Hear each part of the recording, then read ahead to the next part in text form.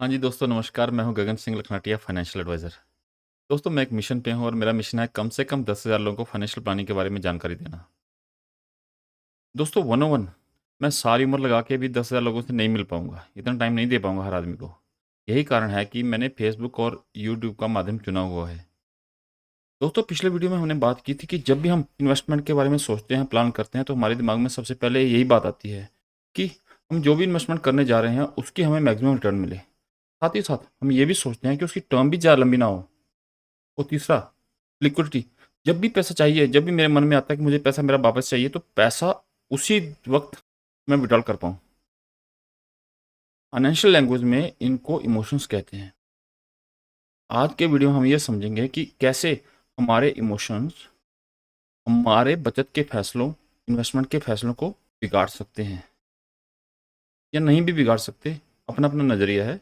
लेकिन समझेंगे कि कैसे इमोशंस हमारे फाइनेंशियल डिसीजन पे इम्पैक्ट डालते हैं। साथ ही साथ ये भी चर्चा करेंगे कि ऐसे इमोशनल टर्मोइल यानी भावनात्मक उतार चढ़ाव में लाइफ इंश्योरेंस, जीवन बीमा एक समझदारी बड़ा फैसला हो सकता है। दोस्तों आपके साथ कभी ऐसा हुआ है कि शेयर मार्केट डाउन हुई और आपने डर के मारे सारा पैसा वहाँ पे जो इन्वेस्ट किया था वो रिडीम कर लिया, निकाल ली, वापस ले लिया? या कभी ऐसा हुआ कि आपके किसी दोस्त को किसी स्कीम में बहुत फ़ायदा हुआ और आपने भी देखा देखी उसी स्कीम में पैसा लगा दिया? दोस्तों अगर आप ऐसा करते हैं तो आप अकेले नहीं हैं, हम सब आपके साथ हैं। हम सब इंसान हैं और हर इंसान में भावनाएं होती हैं। डर, लालच, उत्साह, ये सब भावनाएं हैं।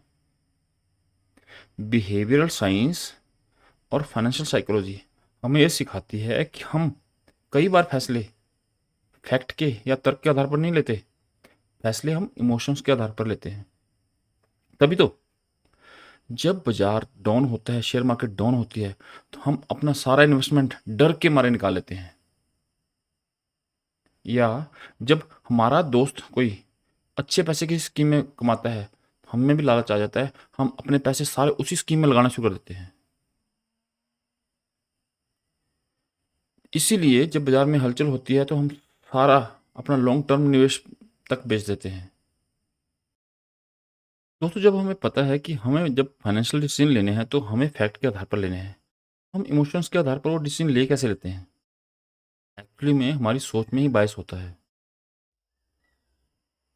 जैसे लॉस अवर्जन, नुकसान का डर हमें मुनाफे के खुशी से ज़्यादा से डालता है। दूसरा हर्ड मेंटालिटी, सब कर रहे हैं ना, मैं भी कर लेता हूँ, अपनी भाषा में बोलते हैं भेड़ चाल। तीसरा रिसेंसी बायस, जो अभी हो रहा है ना वही तो आगे होगा, अभी मार्केट अप जा रही है तो आगे भी आप ही जाएगी। तो जब भावनाएं हम पर हावी हो जाती हैं तो क्या होता है, पैनिक में आकर हम गलत डिसीजन ले ही लेते हैं। दोस्तों जैसे तूफान में एक मजबूत जहाज ही आपको किनारे तक लेके जा सकता है, उसी प्रकार बीमा आपको वित्तीय तूफानों से निकालकर आपके सपनों के सुरक्षित किनारे तक लेके जाता है। तो दोस्तों अगली बार जब डर, लालच, उत्साह आदि आपके फैसले पर असर डालें तो याद रखें, बीमा भावनाओं की नहीं, समझदारी और दूरदर्शिता की निशानी है।